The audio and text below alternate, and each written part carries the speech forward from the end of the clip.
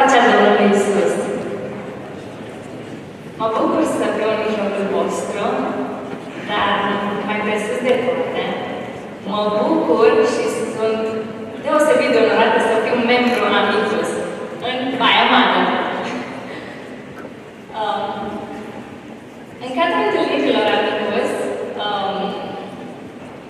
noi discutăm teme săptămânale în miercuri seara, iar ultima temă a fost urmează-ți visul. Ceea ce m-a dus cu gândul la visul meu din clasa 6-a, eram o fază de 11-12 ani, și cu convingerea acelei vârste am afirmat: vreau să devin profesoară de limba engleză. Consecventă, mi-am urmat visul, chemarea, aveam inclinația și talentul, cu ușurință învățam limbile străine. Și am continuat studiul limbilor străine până la sfârșitul liceului, în care a fost o perioadă de îndoială. Era chiar aceasta chemarea mea? Ce aveam să fac cu limbile străine? Vrea Dumnezeu asta de la mine. Voiam să fiu mai implicată, practic, să fac ceva. Și parcă limbile străine nu mă ajutau în direcția aceasta. Și la sfârșitul liceului am hotărât să schimb total direcția. Vreau să dau la o profesie medicală, la medicină. Așa că am învățat un an ca să pot învăța, care a fost un an de pregătire pentru următoarele examene la profesie medicală, medicină. Dar în acest timp, în tot acest timp a fost și o apropiere de Dumnezeu și de relația cu Dumnezeu. Aveam nevoie de îndrumare. Era chiar aceasta chemarea mea? Da, vreau să ajut, dar asta vrea Dumnezeu de la mine. Și am rugat de mai multe ori, am cerut în rugăciune lui Dumnezeu să mă îndrume, să ne arate unde ar vrea sau în ce direcție să apuc. Și ceea ce am cerut lui Dumnezeu, să mi se închidă ușile acolo unde nu avea să mă duc. Și să mi se deschidă acolo unde avea să fie chemarea mea, strada pe care avea să o urmez. Pregătirea a continuat, am susținut examenele și ușă după ușă s-a tot închis. N-a fost profesie medicală, n-a fost medicină.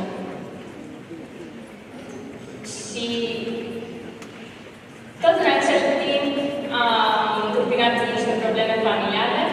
Nu m-am menționat că am fost plecată în străinătate în timp de 8 ani de zile. Și unele probleme familiale mă chemau acasă. Dar tot încă amânam. Voiam să încerc această stradă care părea bună, cea mai bună alegere pentru mine. Și în final s-au închis ușile și a rămas strada de întoarcere acasă, în România, la familie. Și acolo s-a întâmplat minunea. Cred că a fost punctul de cotitură. Am hotărât să mă întorc acasă și am făcut, de fapt, în alte cuvinte, ceea ce trebuie. Și nu am făcut doar ce vreau să fac. Iar întoarcerea mea acasă a însemnat o binecuvântare peste binecuvântare din partea lui Dumnezeu, în sensul că am ales să-mi urmez chemarea aceea de a continua în studiul limbilor străine, care era talentul pe care mi-l dăruise Dumnezeu. Și m-am bucurat că am făcut acest lucru. Ca urmare, la scurtă vreme de întoarcerea mea acasă, am cunoscut biserica, unde am capătat cu tinerii și la scurtă vreme, încetul cu încetul cunoașterea, am înființat Amicus Baia Mare. Și suntem foarte bucuroși de această realizare. Iar prin toate cât am trecut, Dumnezeu mi-a răspuns la rugăciunea mea, aceea de a-mi urma chemarea. și mă aflam în sfârșit în locul în care vreau să mă aflu. Amicus Baia Mare reprezintă pentru mine familia mea, tineri devotați, dedicați pe Dumnezeu, care doresc și se implică săptămânal să facem lucruri minunate între noi și în societate. Și ca o concluzie la această experiență, vreau să vă invit să meditați asupra modalității acum se face rugăciunea.